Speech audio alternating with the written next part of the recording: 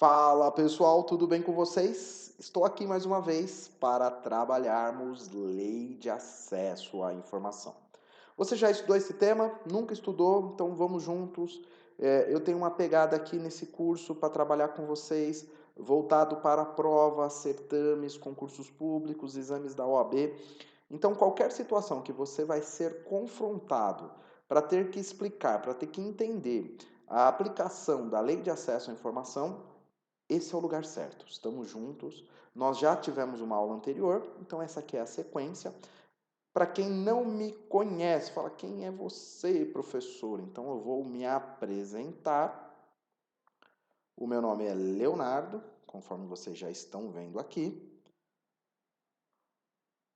Esses são os meus dados, para caso vocês queiram entrar em contato. Também acompanhe meu trabalho nas redes sociais, tanto no Instagram quanto aqui mesmo, nas plataformas de vídeo. Então acompanhem, sigam o canal, porque vocês terão sempre novidades. Enfim, fiquem à vontade, vamos juntos, vamos firmes para o melhor aprendizado de todos vocês, né? Então, dando sequência à aula passada, nós vamos trabalhar aqui a Lei 12.527, que é a Lei de Acesso à Informação, tá bom? Nós vamos seguindo para um assunto que é bem simples de se entender, que significa informação parcialmente sigilosa. Por quê? Quando a gente fala em acesso à informação e as pessoas confundem, elas acham que tudo tem que ser aberto, né? Então, ou seja, você tem que ter acesso a tudo, né? Quando na verdade há de se ter cuidado.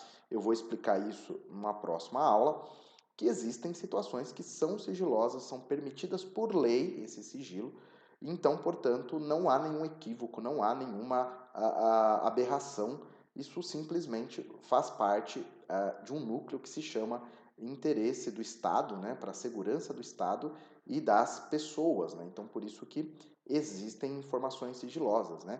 Inclusive na parte processual, quem já atua, né, com processo civil, processo penal, processo do trabalho, enfim, existem áreas, né, existem situações nessas matérias das quais a própria lei processual estabelece o sigilo, né? Então, portanto, não há o que se falar aqui em nenhum problema, né? Não há nenhuma afronta à lei, né?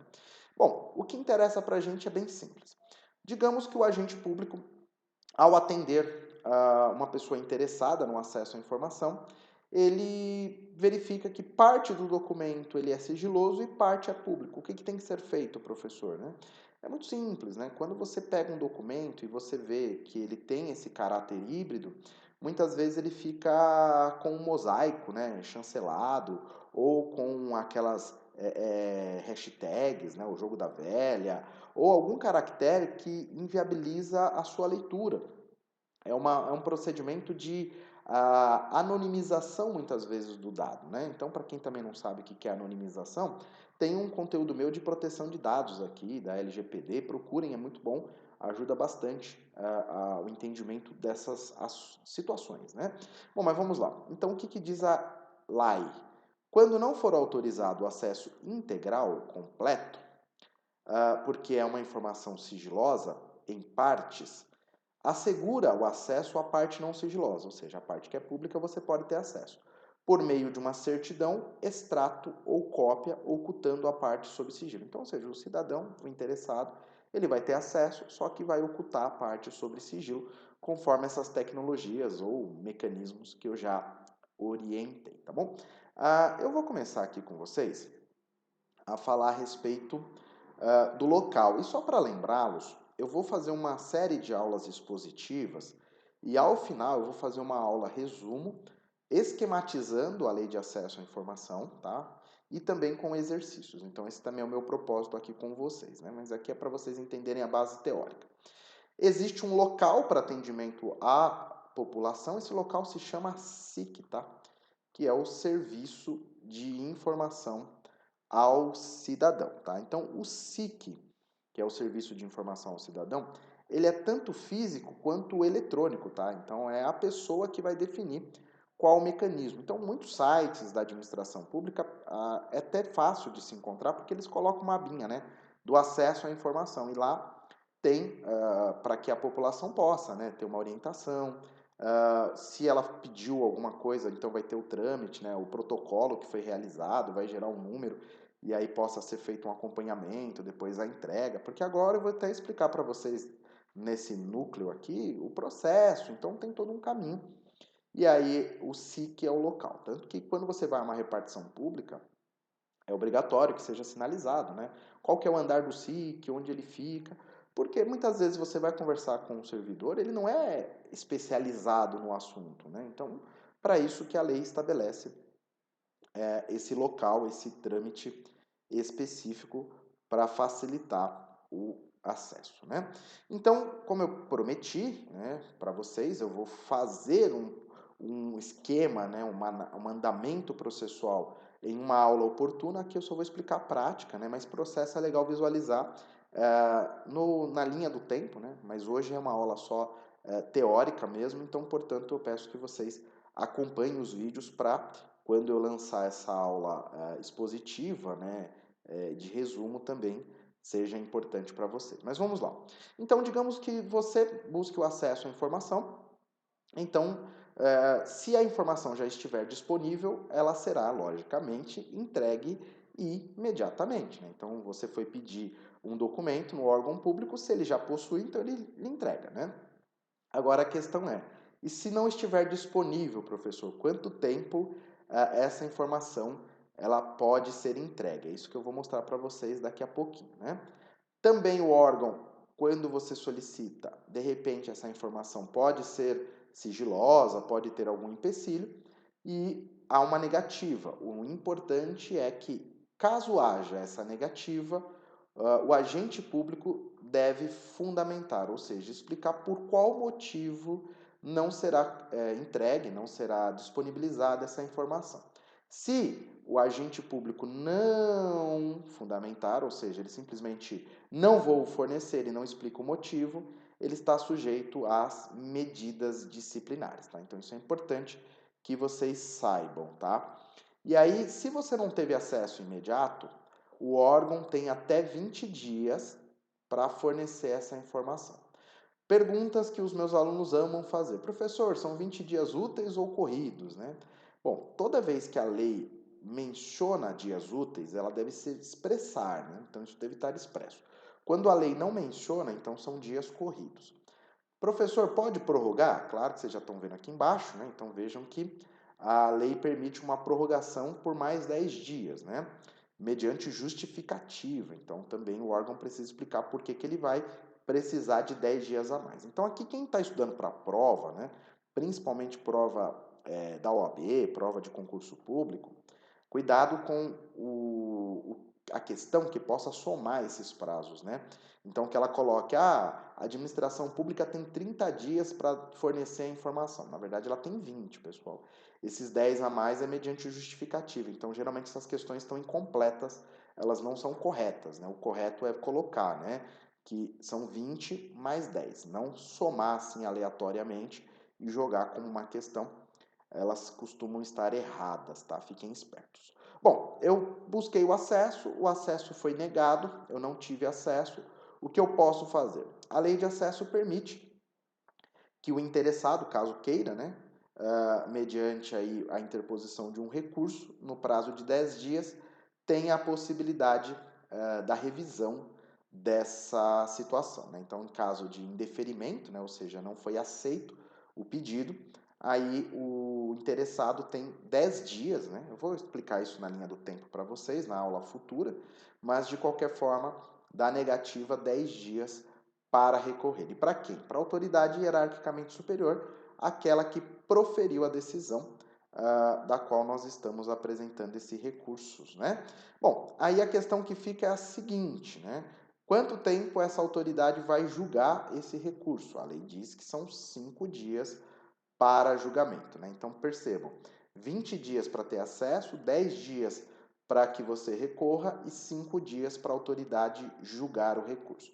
Professor, essa autoridade superior, ela nega também o acesso. O que eu posso fazer? Existe alguma possibilidade?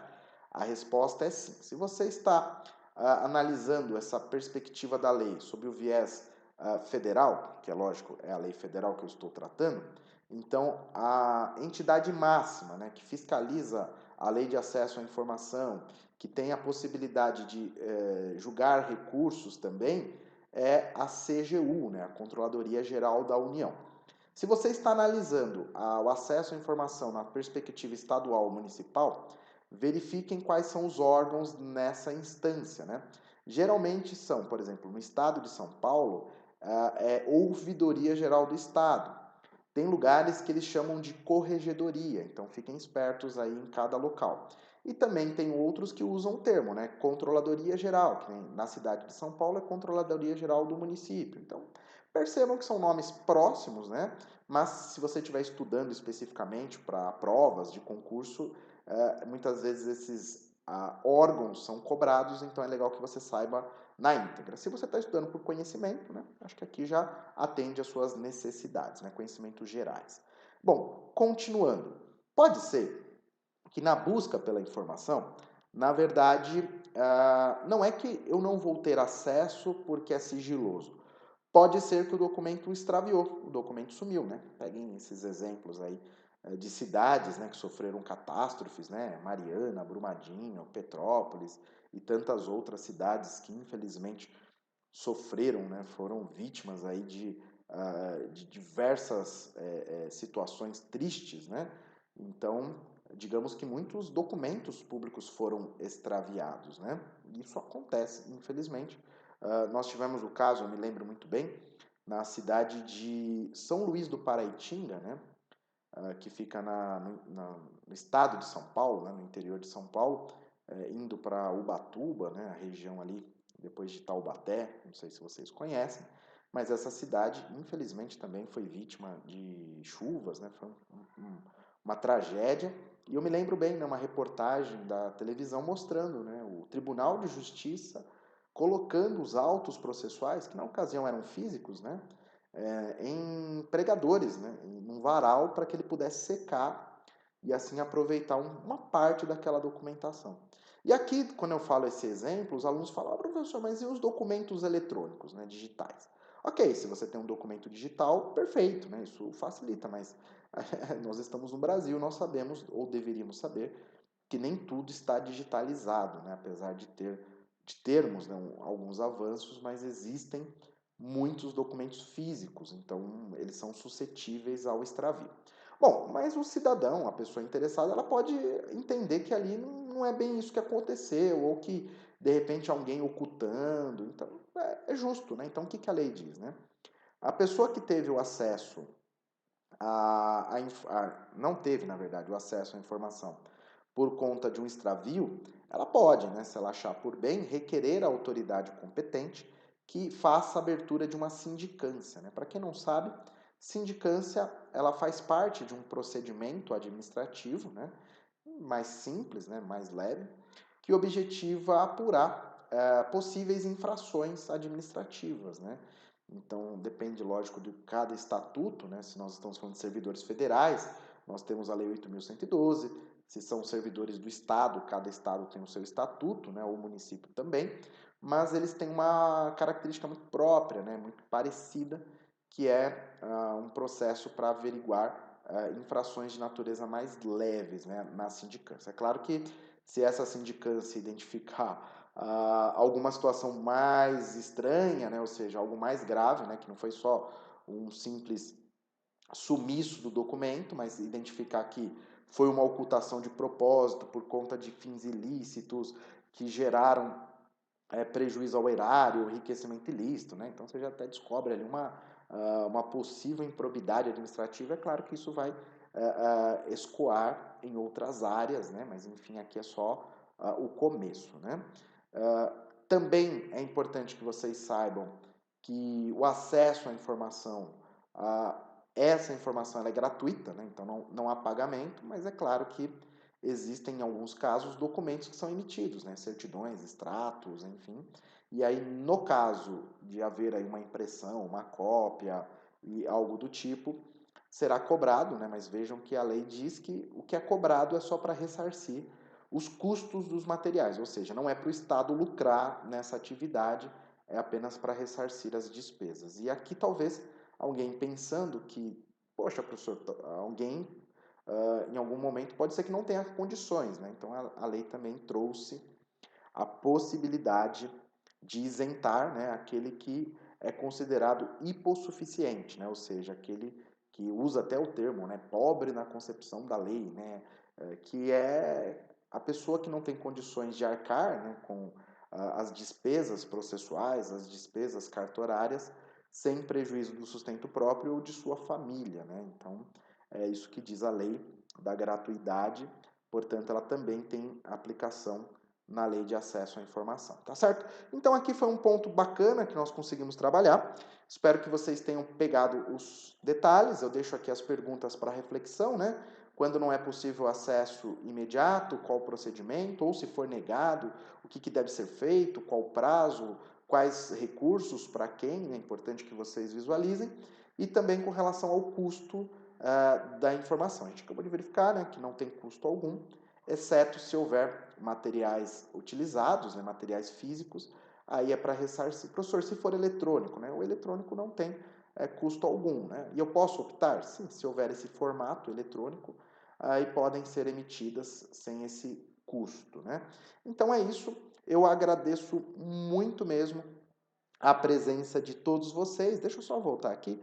Caso não tenha anotado os meus dados, anotem, pessoal, é importante tê-los acompanhando o meu trabalho. Se possível, divulguem mesmo esse conteúdo a quem possa ajudar, porque eu faço com muito carinho, eu faço com muita atenção para vocês e eu espero que ele possa chegar a mais e mais pessoas, tá bom? Então vejo vocês aí na próxima aula, na qual nós vamos dar continuidade a esse assunto. Um grande abraço e até mais.